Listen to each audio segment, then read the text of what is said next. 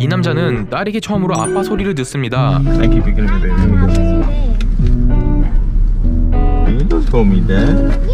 사실 의붓아빠였던 이 남자, 가슴이 벅찬 듯 말을 잇지 못하는데요. I've wanted to play this for a long time. Really?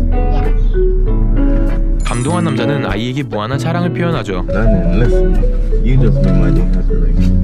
You just make my day the happiest day ever. I love you. Love you more. Give me a hug. 그렇게 딸과 포옹하며 그동안 말하고 싶었던 진심을 꺼내는 남자. I am here to take care of you guys and protect you guys to the best of my ability. Okay. 엄마도 감동받은 것 같죠? 사실 아이가 2살 때부터 같이 있었던 이 남자는 그동안 친구라고 불렸다는데 마음을 여는 일이 이렇게 감동적이네요.